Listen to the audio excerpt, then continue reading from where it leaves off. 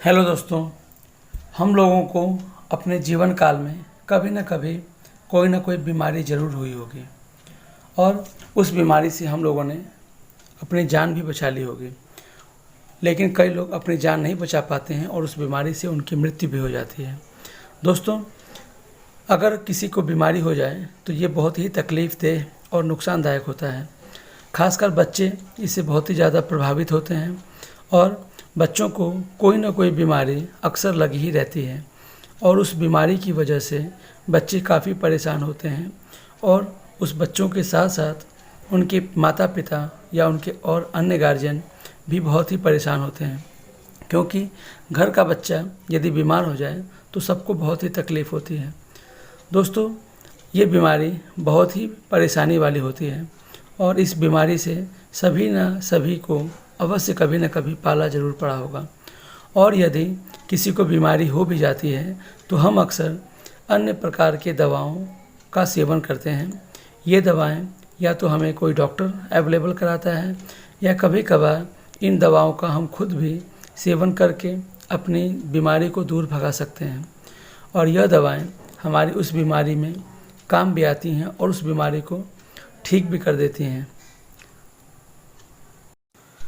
तो हम लोगों ने अपने जीवन काल में किसी न किसी बीमारी में इन दवाओं का अवश्य ही सेवन किया होगा और इन दवाओं को खाकर हमने उस बीमारी को ठीक भी कर लिया होगा।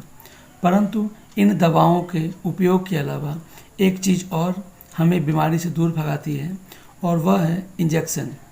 दोस्तों, हम लोगों को कभी न कभी अपने जीवन काल में डॉक्टर के द्वारा कभी न कभी इंजेक्शन ज़रूर लगाया गया होगा।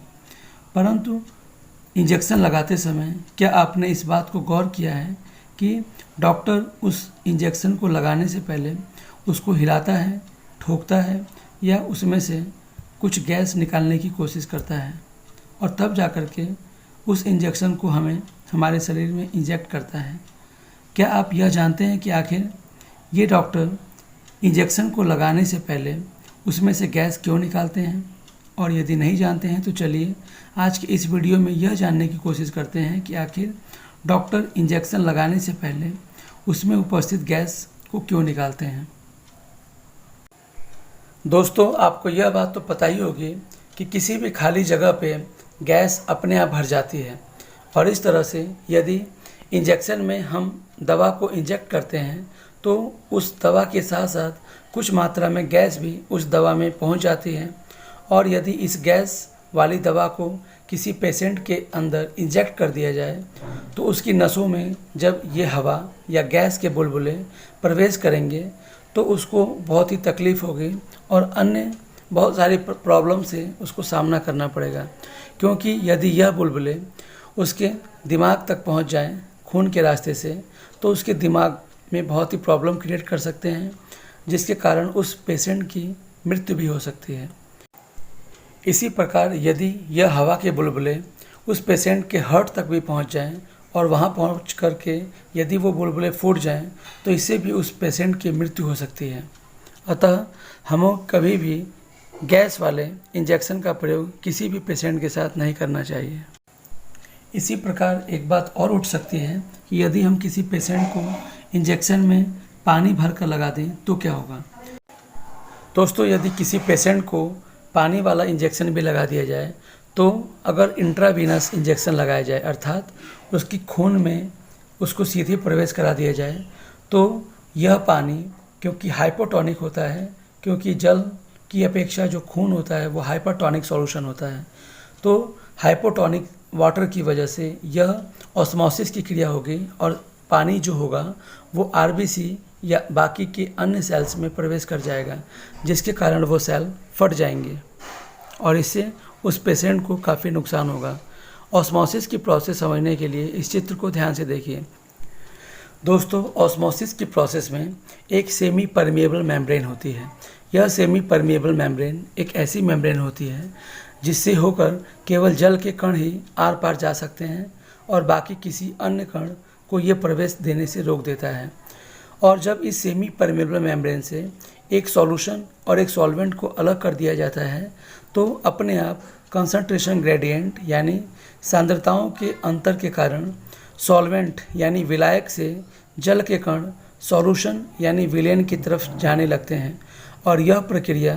तब तक होती रहती है जब तक कि दोनों तरफ की सांद्रताएं बराबर न हो जाए। तो इस तरह से एक विलायक से सेमी परमेबल मेम्ब्रेन से होते हुए विलयन की तरफ जल के कण के जाने की प्रक्रिया को ही ऑस्मोसिस कहते हैं। और यही प्रक्रिया यदि जल को किसी व्यक्ति के खून में प्रवेश करा दिया जाए तो जो जल होता है वो सॉल्वेंट की तरह से बिहेव करता है और जो ब्लड होता है वो सॉल्यूशन की तरह से बिहेव करता है। और इस कारण से ब्लड के अंदर मौजूद आरबीसी के अंदर यह जल भर जाता है और जिसके कारण वह कुछ समय के बाद फट भी सकता है और इस कारण से उसके शरीर में पाई जाने वाली आरबीसी कम होती चली जाएंगी, जिससे उसको काफ़ी प्रॉब्लम क्रिएट होंगी। और इसी की तरह से यदि जल को किसी व्यक्ति के मांस में भी इंजेक्शन के द्वारा इंजेक्ट कर दिया जाए तो भी उसकी मांसपेशियों की कोशिकाएं क्षतिग्रस्त होंगी और उसको काफ़ी नुकसान पहुंचेगा। तो इस तरह से आपने ऑस्मोसिस प्रोसेस से यह जाना कि अगर जल को किसी व्यक्ति के खून में प्रवेश करा दिया जाए तो यह जल उसकी आरबीसी में प्रवेश करके उसको नुकसान पहुंचाएगा। तो इस तरह से आज के इस वीडियो में आपने यह जाना कि कभी भी इंजेक्शन के द्वारा न तो जल को और न ही हवा को किसी पेशेंट के अंदर प्रवेश कराया जा सकता है, क्योंकि यदि हवा वाला इंजेक्शन किसी पेशेंट को लगा दिया जाए तो उस पेशेंट की मृत्यु भी हो सकती है। तो इस तरह से कभी भी न तो इंजेक्शन के थ्रू हवा या इंजेक्शन के थ्रू जल को ही किसी पेशेंट के अंदर प्रवेश कराया जा सकता है, क्योंकि इससे उस पेशेंट की मृत्यु हो सकती है या अन्य कोई प्रॉब्लम क्रिएट हो सकती है। तो दोस्तों, आपको यह वीडियो कैसा लगा इसे हमारे कमेंट बॉक्स में ज़रूर बताएं और इस चैनल को लाइक और सब्सक्राइब ज़रूर करें। धन्यवाद।